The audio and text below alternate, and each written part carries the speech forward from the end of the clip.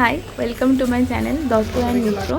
আজকে আমরা চলে এসেছিলাম কলেজ স্ট্রিটের বর্ণপরিচয় মার্কেটে। আমরা যারা টুকটাক শপিং করতে ভালোবাসি বা এদিক ওদিক ঘুরতে ভালোবাসি তারা কিন্তু এই মার্কেটের সাথে খুব ভালোভাবে পরিচিত। এটা লোকেশন বলতে গেলে এটা কিন্তু ঠিক কলেজ স্ট্রিটের ঠিক কাছেই। আপনারা যদি হাওড়া থেকে আসতে চান কলেজ স্ট্রিটের বাস ধরেও চলে আসতে পারেন, বা অন্য যে কোনো জায়গা থেকে আসতে চান, বাস কলেজ স্ট্রিট যে স্টপেজটা ওর একটু কাছেই কিন্তু বর্ণপরিচয় মার্কেট। আপনারা কলেজ স্ট্রিটে নেমে কাউকে জিজ্ঞাসা করলেই কেউ বলে দেবে অ্যাকচুয়ালি যে মার্কেটটা কিন্তু অনেকটা বড় জায়গা জুড়ে। এই মার্কেটে নেই এমন বোধহয় কোনো জিনিস ছিল না, সব কিছু পাওয়া যায়। বিশেষত বিয়ের শপিংয়ের ক্ষেত্রে মার্কেটটা কিন্তু খুব ভালো, সব কিছু পাওয়া যায়। যেমন জাং জুয়েলারিস, বিয়ের বিভিন্ন ট্রে, আরও বিভিন্ন ড্রেসেস, পাঞ্জাবি, শাড়ি, সব কিছু কিন্তু খুব অ্যাভেলেবেল ছিল। একমাত্র যারা হোলসেলার করেন তাদের জন্য এই মার্কেটটা খুবই ভালো ছিল। আমার কিছু টুকটাক নেওয়া ছিল, সেই মতো আমি নিয়ে নিই। এরপর আমরা চলে যাই হচ্ছে এখানকার সিলের রাস্তা কিন্তু বর্ণপরিচয় মার্কেটের ভেতরেই, একটু ভেতর দিকে। আপনাদের একটু জিজ্ঞেস করে নিতে হবে এটা কোন দিকে, বাট একটু ভেতর দিকে। আমি আমার আগের ভিডিওতে স্প্ল্যানেডের সিলের রাস্তা দেখিয়েছিলাম। এখানকার কালেকশন কিন্তু স্প্ল্যানেডের মতো অতটাও ভাস ছিল না, বাট ভালো ছিল, মোটামুটি সব কালেকশন ছিল এবং প্রাইসও খুব রিজনেবল ছিল। আমরা সবাই তো জানি সিলের রাস্তার কালেকশন খুব ভালোই হয়। আমার সাথে গেছিলো আমার মা অ্যান্ড দিদি। আমাদের কিছু টুকটাক শপিং, কিছু কেনাকাটা ছিল, সেই জন্য আমরা বর্ণপরিচয় মার্কেট এসেছিলাম। সেই মধ্যে আমরা সিলেরাসের দিকে যাই। অ্যাকচুয়ালি সিলেরাসে কিন্তু ভিডিও করা অ্যালাউ ছিল না, তো আমাকে সবটা করতে দেয়নি।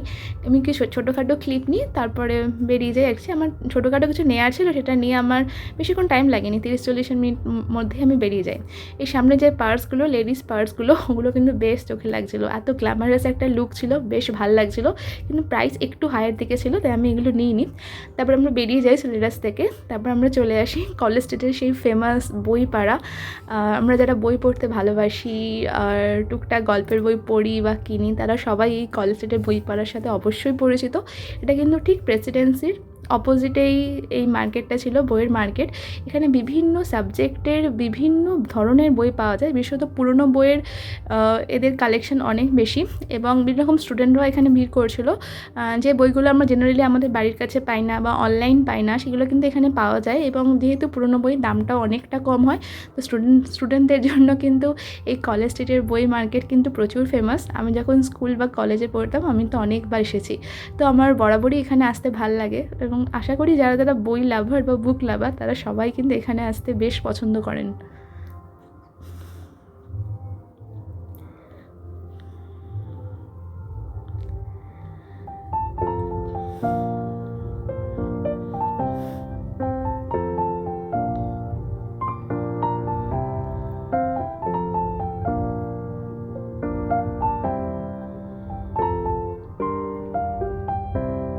এরপরে আমরা চলে আসি ঠিক কফি হাউসের অপোজিটে যে রাস্তাটা, ওখানে আমরা কফি হাউসে যাওয়ারই ট্রাই করছিলাম। বাট যেহেতু সেদিনকে স্যাটারডে ছিল, কফি হাউসে একটা টেবিলও ফাঁকা ছিল না, খুব ভিড় ছিল, তো আমরা বেরিয়ে আসি আর যাইনি।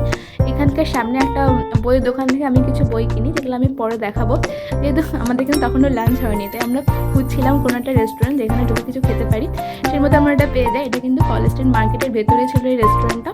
এর মেনু কার্ডটা আমি শেয়ার করে দেবো, তাহলে আপনারা যদি কোনোদিনও যান এবং কফি হাউসে যদি না যেতে চান, আপনারা অবশ্যই এখানে যেতে পারেন। এটা ঠিকঠাক অ্যাভারেজ, খুব ভালো বলবো না, আবার খুব খারাপও না, যথেষ্ট ভালোই ছিল।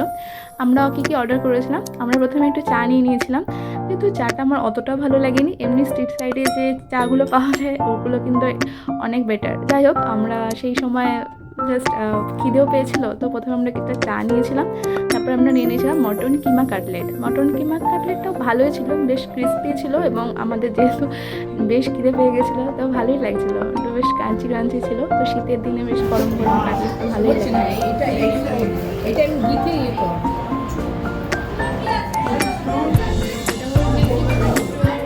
আমার দিদি এটা ট্রাই করছিল এবং ওর রিভিউ বলছিল আর কি, ওর কেমন লেগেছে।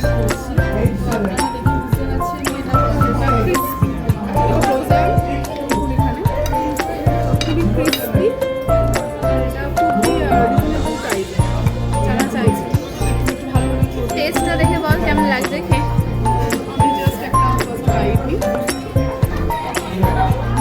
কেমন লাগছে, টেস্টটা কেমন? ক্রিস্পি হয়েছে?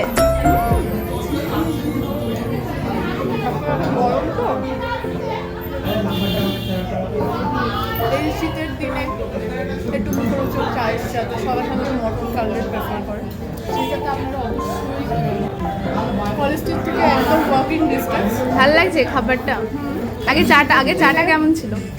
চাটা আমি খেয়েছি, এরপরে আমরা নিয়ে নিয়েছিলাম মিক্স চাউমিনটা অতটা ভালো ছিল না, আমরা কিন্তু এর থেকে বেশি এক্সপেক্ট করেছিলাম। বাট একটা জিনিস খুব ভালো ছিল, শীতের দিনে সব খারাপ খাবার কিন্তু খুব গরম গরম পাওয়া যাচ্ছিলো, যেটা আমরা খুব এনজয় করছিলাম। এই চাউমিনটার সাথে আমাদের 2 রকমের সস দিয়ে দিয়েছিলো, কিন্তু টেস্ট অতটা ভালো ছিল না, এর থেকে বেশি কিছু হয়তো এক্সপেক্ট করেছিলাম। বাট যেহেতু লাঞ্চ হয়নি, আমাদের সবারই খুব খিদে পেয়েছিল, তার মধ্যে এটা ভালোই ছিল, খুব খারাপ ছিল না, আমরা কিন্তু বেশ এনজয় করছিলাম।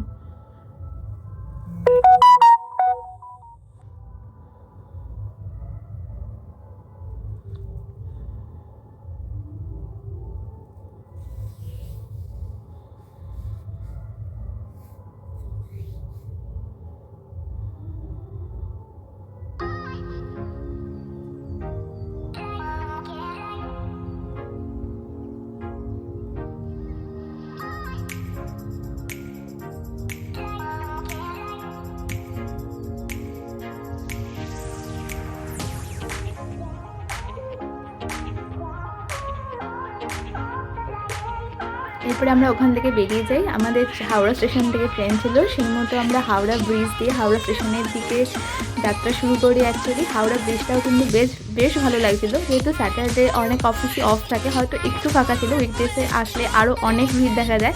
কিন্তু হাওড়া ব্রিজটাও কিন্তু সন্ধ্যাবেলা বেশ ভালো দেখতে লাগছিলো, একটু দূর থেকে হাওড়া স্টেশনটাও দেখা যাচ্ছিলো, বেশ আলো দিয়ে সুন্দর করে ডেকোরেশন করা লাগছিলো এবং দূর থেকে বেশ ভালো লাগছিলো। আমি তো বেশ ভিউটা এনজয় করতেই যাচ্ছিলাম।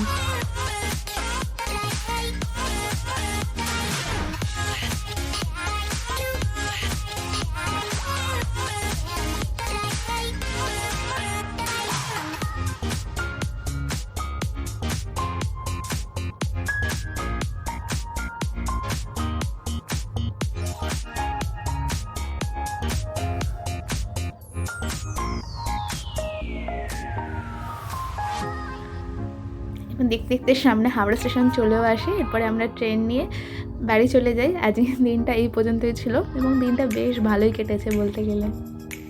আমি তো আগেই বলেছিলাম কলেজ স্ট্রিট থেকে আমি কিছু বই কিনেছি। মোটামুটি আমরা যারা বই প্রেমী বা বই পড়তে ভালোবাসি, তারা কিন্তু এই রাইটার্সগুলোর সাথে ভালোই পরিচিত। ব্যাস, আজকে এই পর্যন্তই, আবার দেখা হবে পরের কোনো ভিডিও। সবাই ভালো থাকবে, গুড নাইট।